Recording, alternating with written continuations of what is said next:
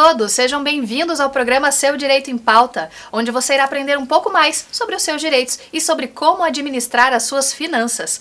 Eu sou Elisiane Moreira, apresentadora, advogada e educadora financeira. E hoje eu recebo aqui em nosso estúdio Giovana Conte, que é TED Speaker e palestrante, desenvolvedora de comunidade, empreendedora e uma das fundadoras da Parese, para conversarmos então sobre investimento social privado. Seja muito bem-vinda, Giovana. Muito obrigada, Elisiane. Um prazer estar aqui. Muito bom. Olha só, vamos começar falando sobre como surgiu a Parese e como ela funciona, qual é o objetivo então do projeto.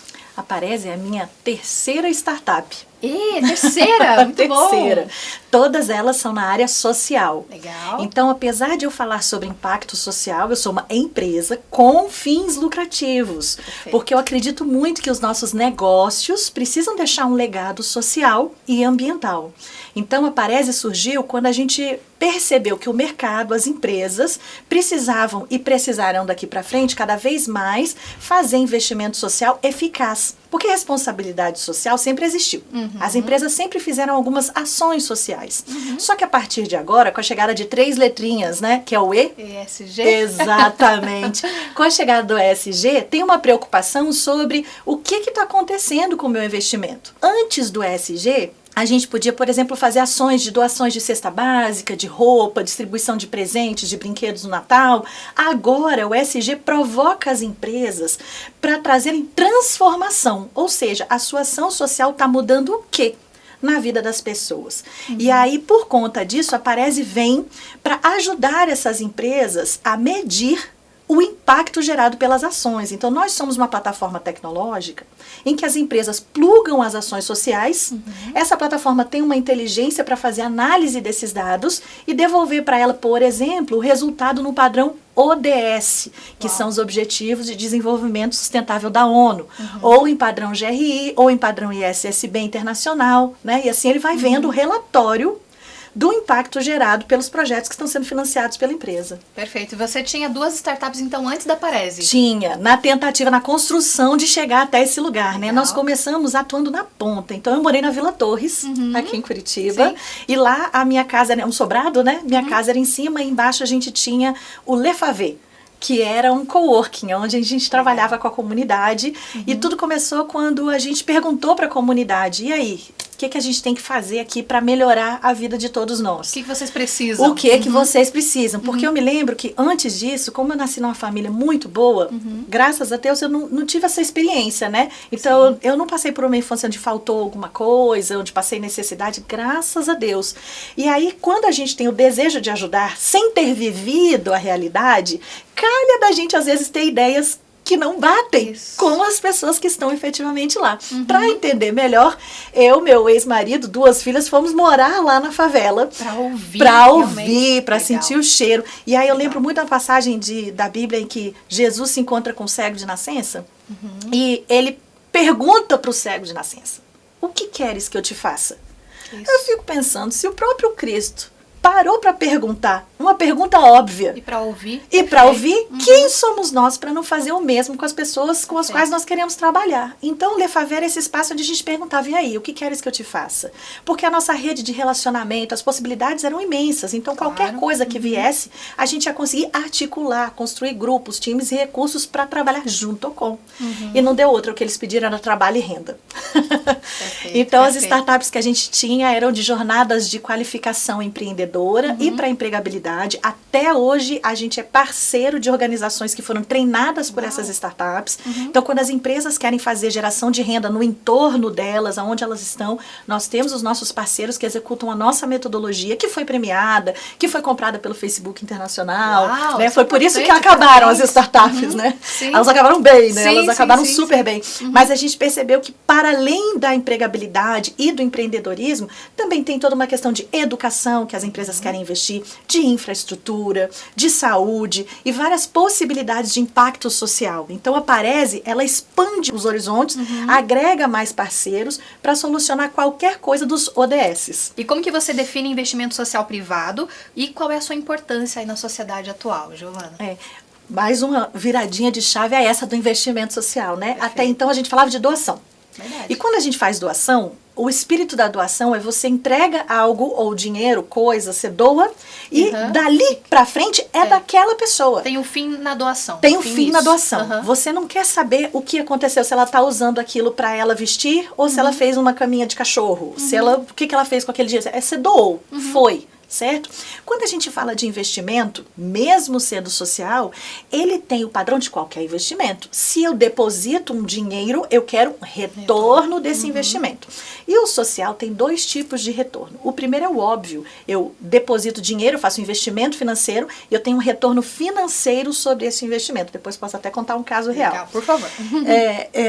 Só para completar, o segundo é quando a gente faz o investimento e recolhe transformação social. Ou seja, eu estou depositando dinheiro num programa, num projeto, mas a vida dessas pessoas é transformada mesmo depois que o projeto termina. Perfeito. Então, a gente tem casos, por exemplo, de trabalhar com cooperativas de crédito. E quando essas cooperativas investem dinheiro em programas de qualificação empreendedora, uma vez que esses empreendedores são formados, eles são formalizados, eles podem ser bancarizados nessa mesma cooperativa. Ou seja, ao longo do tempo, o faturamento deles volta para a própria cooperativa de crédito. Todo o dinheiro que foi investido volta para a cooperativa, tem um retorno financeiro desse investimento, inclusive exponencial. Claro. Porque esses empreendedores vão aprendendo, vão faturando mais, esse dinheiro passa a circular dentro da própria cooperativa. Isso é um modelo de retorno financeiro sobre investimento de impacto. E um modelo de retorno social é quando você realmente quer contribuir com a educação do entorno e você percebe ao longo dos anos que as crianças que participaram de programas de reforço escolar, de atendimento escolar, passam a conquistar vagas na universidade. Então você passa a ter pessoas da comunidade que antes não sonhavam, acaba no ensino médio, não acaba mais. Claro. Eles vão para a faculdade. Aí você tem engenheiros, você tem advogados, você tem pessoas da área de marketing se formando por causa de investimentos que você fez na área de educação. Inicialmente, o que é difícil de mensurar, até mesmo pela grandiosidade desse retorno não financeiro, Sim, né, Giovana? exatamente. A Parese, a nossa plataforma, faz exatamente isso. O que a ONU ficou discutindo, a ONU e a Unesco?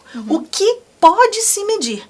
Isso. Porque existe também esse desejo das pessoas de medirem, por exemplo, o nível de gratidão. Quando eu vou fazer uma doação de uma cesta básica ou de alguma coisa, eu entrego, eu meio que espero o sorriso, a lágrima, eu espero essa gratidão da pessoa. E quando a gente está falando de investimento social, não dá para medir isso. Mas o que dá para medir? Índice escolar dá para medir. Quais eram as notas dessas crianças antes e quais são as notas dessas crianças depois? Tudo que é possível de ser medido para provar que a gente teve aumento de desempenho, aumento de circulação de dinheiro, aquecimento econômico, a gente mede e realmente cria índices para acompanhar essas coisas. Bom, e além disso, a Parese, então, ela fornece números que vão incentivar novos investimentos, que eu acho que é o papel chave aí da Parese, né? Nossa, da existência dela, é isso mesmo. Perfeito! Você foi matadora agora, porque é exatamente isso. O que tem acontecido com os nossos clientes? Quando eles começam a receber os números, eles começam a tomar decisões estratégicas. Exato. Então eu sei em que projeto eu invisto mais, em qual projeto eu falo, não está funcionando, o que eu preciso resolver aqui para isso chegar onde eu gostaria. E principalmente você tira essa coisa pontual. Tipo o presente de Natal, Papai Noel foi lá e deu o presente de Natal. É pontual. Pronto, fim. Pronto, fim. Você passa a ter estratégias de legado social que acompanham o legado da própria empresa. A empresa não vai morrer, ela vai viver por anos. Então, pensa o resultado das empresas crescendo e, ao mesmo tempo, o entorno sendo transformado junto com.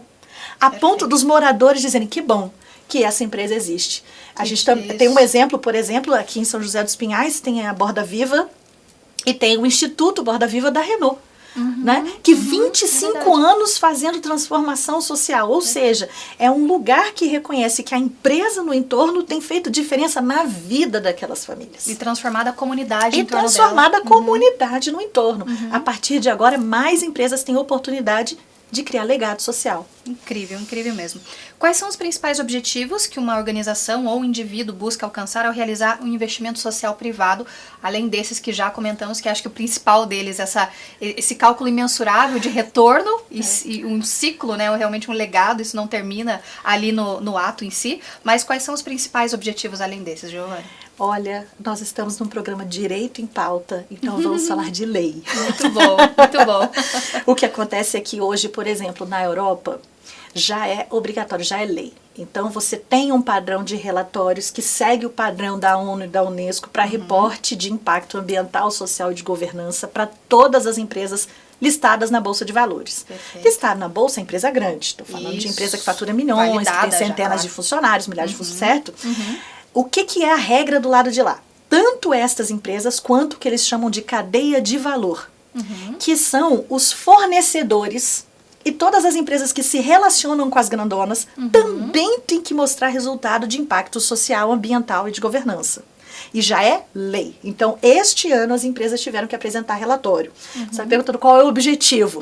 Esse cheirinho de lei que está lá na Europa, nos Estados Unidos, está chegando no Brasil. Agora, a gente tem no Brasil uma comissão de valores mobiliários. Ela comanda também a nossa Bolsa de Valores. Perfeito. E ela já disse em outubro de 2023 que está discutindo quais serão os padrões brasileiros para a apresentação de relatórios de impacto social, ambiental e de governança. Perfeito. A partir de 2027, com o ano calendário 2026, isso vai ser regra, vai ser lei para que todas as empresas listadas na Bolsa e a cadeia de valor entreguem seus relatórios. Então, o que eu percebo é que as empresas têm chegado até nós hoje já ensaiando a apresentação desses relatórios com o padrão da ONU, pelo menos o padrão ODS. Já estão se antecipando Já a essa estão obrigatoriedade. se antecipando a essa obrigatoriedade. É um caminho sem volta. Pode até trocar de nome, pode ser que a sigla ESG desapareça, mas a obrigatoriedade não vai sumir nunca mais, né? Perfeito, incrível. E quais são os diferentes modelos ou abordagens de investimento social privado que você considera mais eficazes, os que mais funcionam, os que mais geram resultado?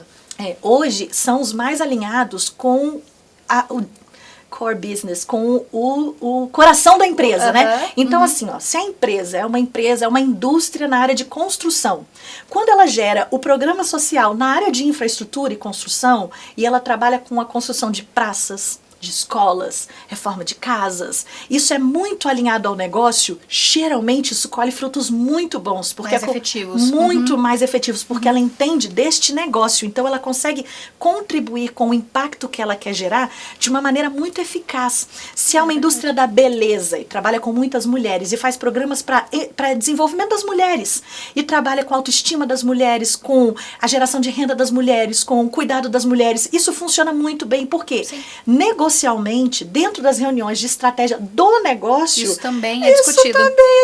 Isso também faz parte de todos esses projetos. Isso, então assim, acho que o fundamental é entender, sua empresa faz o quê? E aí encontrar impacto social que cruze, que toque. O negócio com a contribuição social. A gente teve uma reunião ontem com uma empresa que falou assim, Giovana, dentro da nossa fábrica sobram pallets. E a gente queria trazer a comunidade para fazer reaproveitamento desses pallets. Falei, pronto, é alguma coisa que você pega ali, ó. Ali mesmo, que já está acontecendo, né? Esses são os melhores projetos. Giovana, a nossa conversa realmente está imperdível, está incrível. Inclusive a repórter Isabelle Almeida tem informações e dados muito relevantes sobre esse mesmo tema. E já é no próximo bloco. Seu programa Seu Direito em Pauta volta já.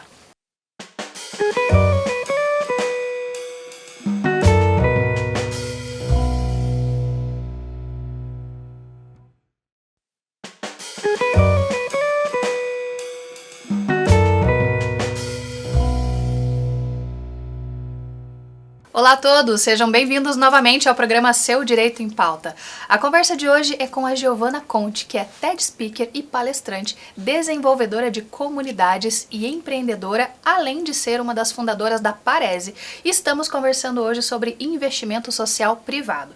Por isso agora eu converso com a nossa repórter Isabelle Almeida, que tem algumas informações e alguns dados importantes que vão certamente agregar na nossa conversa de hoje. É com você, Isa. Olá, Elisiane, e a todos que nos acompanham aqui no programa Seu Direito em Pauta. De acordo com os últimos dados divulgados pelo Grupo de Institutos, Fundações e Empresas, ele apresentou que os recursos privados direcionados a ações de impacto social vêm crescendo no Brasil. Isso porque o investimento social privado passou de 3,6 bilhões em 2019 para 4,8 bilhões em 2023, um aumento de 30% neste período.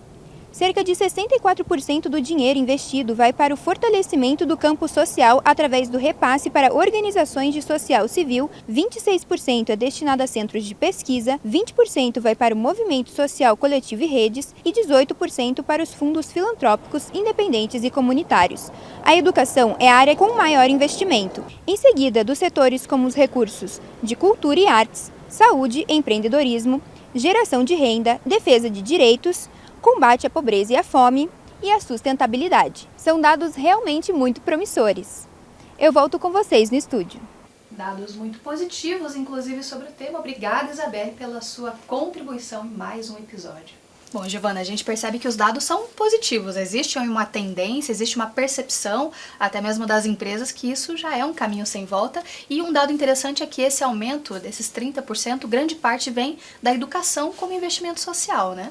Exatamente, que inclusive é o ODS 4, né? Perfeito. Então, a própria ONU recomenda que a gente faça esse investimento, porque investir em educação certamente vai refletir em redução das desigualdades, em mais oportunidade para as pessoas. Então, o programa... E outra, não só para as crianças, a gente está falando de educação de vários tipos, inclusive profissionalizante, qualificação empreendedora, todo tipo de ensino conta como impacto social na área de educação. Investimento em educação, muito bom. E como que esse investimento social privado se diferencia de outras formas de filantropia ou responsabilidade social corporativa? Pois então, isso é muito importante a gente entender. As grandes empresas começaram fazendo renúncia fiscal. Então, essa é uma possibilidade, uma modalidade. Quando a gente faz a renúncia fiscal, você, na verdade verdadeira, está pegando um dinheiro que já deveria ir para imposto, que significa que o governo receberia, distribuiria esse dinheiro para fazer social, mas você está se responsabilizando por bancar isso. Esse recurso não conta oficialmente como investimento social privado.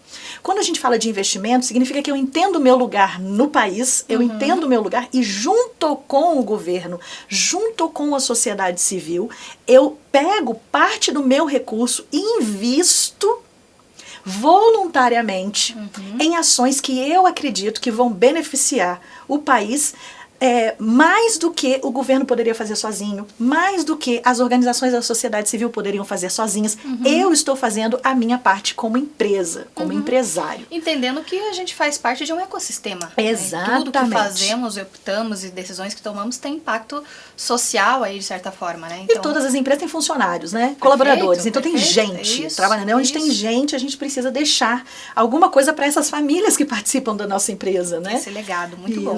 E quais são os critérios que você utiliza para avaliar a eficácia e o impacto dos projetos apoiados pelo investimento social privado?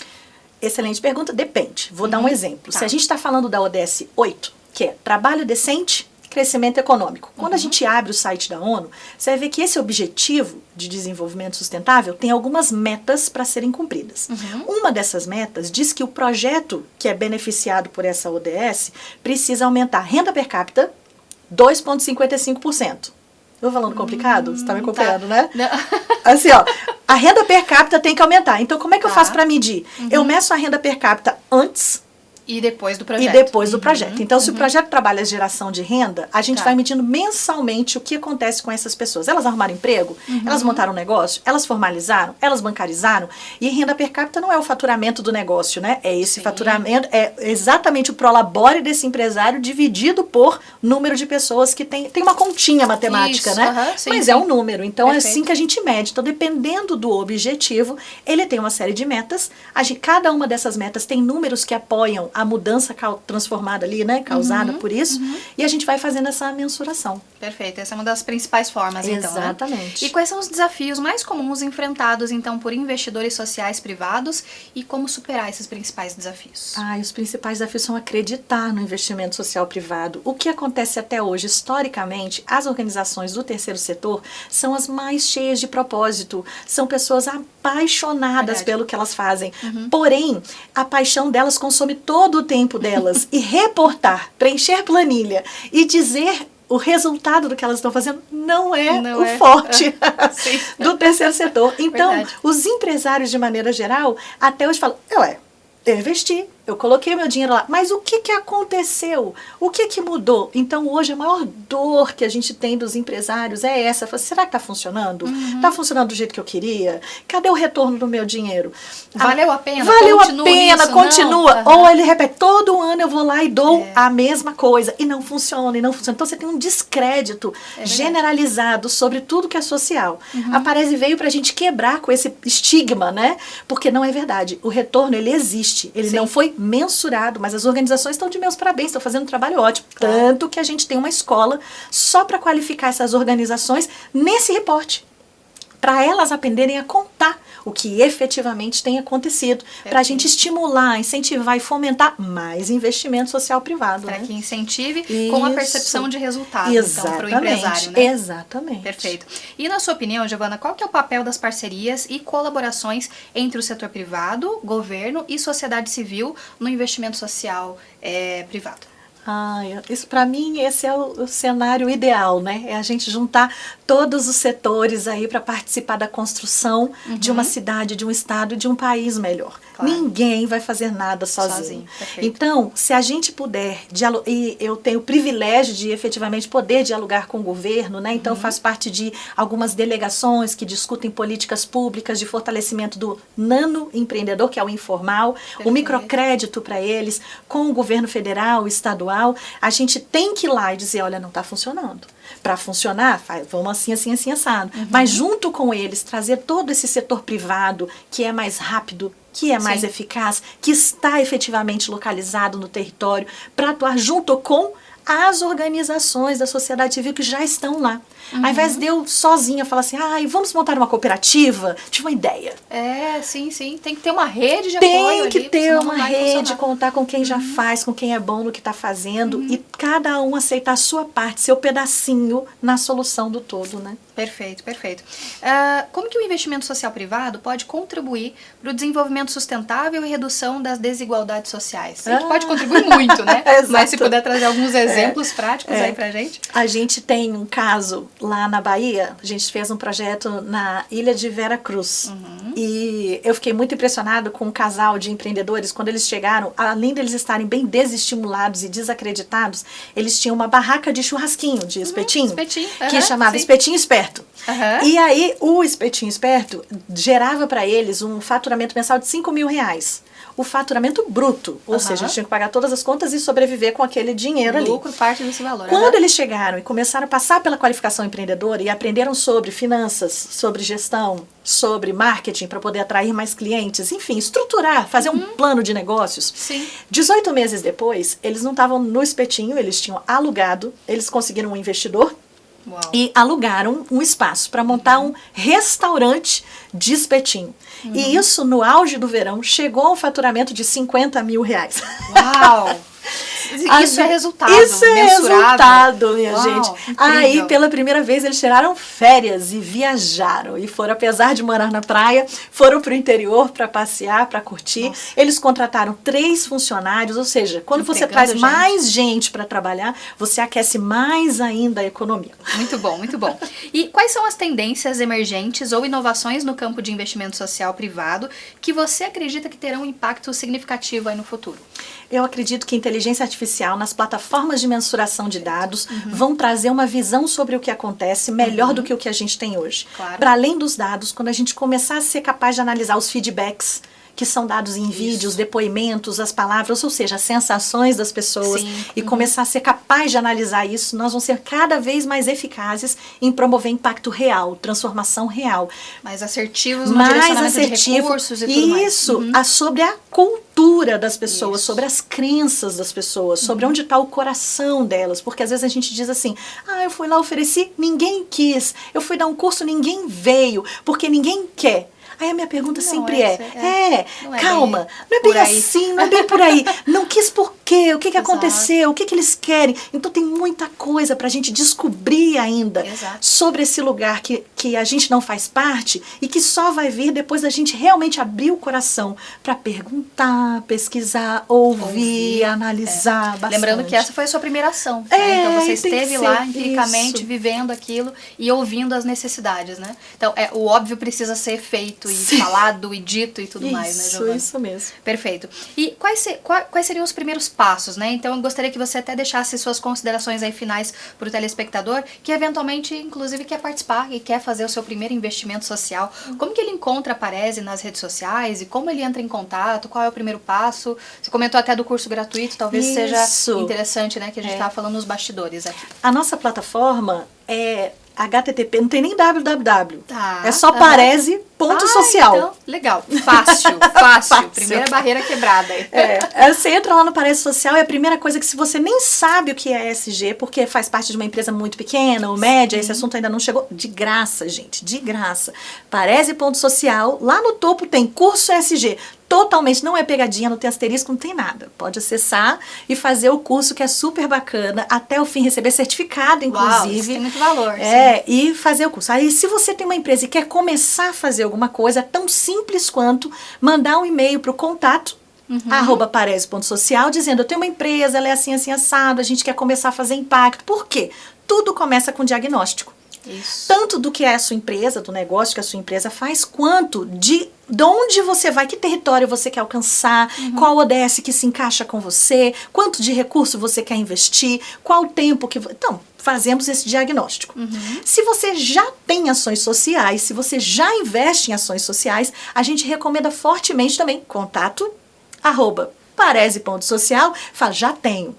Quero plugar meu projeto na sua plataforma para começar a receber os números. É só isso, a gente marca a reunião, a gente conhece o projeto, você pluga, faz o que a gente chama de setup e a partir dali todo mês você pode clicar relatório ODS. Muito e vem bom. a análise. Muito bom. E, Giovana, tem algum limite? Por exemplo, eu sou pequeno demais para participar? Ou não tem isso? É importante falar. Nenhum limite. Não tem limite, nem de investimento, inclusive. Porque existem programas que são efetivamente, eu diria que acessíveis para qualquer tamanho de negócio que deseja participar. A gente está falando muito de comunidade, mas também tem os programas internos, porque o investimento social conta pessoas de dentro da empresa também. Claro. Diversidade e inclusão, liderança feminina, tudo isso conta como programa de desenvolvimento social, né? Investimento privado social. É isso aí. Bom, Giovana, muito obrigada pela tua prazer. participação. Olha só, obrigada então a Giovana por conversar conosco sobre esse assunto tão importante, tão relevante. Inclusive, quero agradecer também aos nossos apoiadores, CF Home Design, com esse mobiliário incrível que deixa o nosso ambiente muito, muito, muito acolhedor. Inclusive, a Quadro Shop, por ter esses quadros maravilhosos, sempre enfeitando, embelezando, trazendo ainda mais beleza aí para o nosso estúdio, para o nosso cenário. A mais completa loja de quadros de Curitiba. E agora um recado especial para você que é empresário. Sabia que a sua marca pode aparecer aqui no programa Seu Direito em Pauta? A sua empresa e o seu negócio podem estar conosco através de parcerias, apoio e cotas de patrocínio. Como fazer isso? Só entrar em contato através dos endereços que aparecem no vídeo agora. Gostou desse programa? Então já nos siga nas redes sociais. No Instagram Seu Direito em Pauta, como aparece na tela para você, e também em nosso canal do YouTube, onde você pode conferir esse e outros programas. Seu Direito em Pauta, porque a informação é a sua maior aliada. Nós nos vemos na semana que vem. Até lá!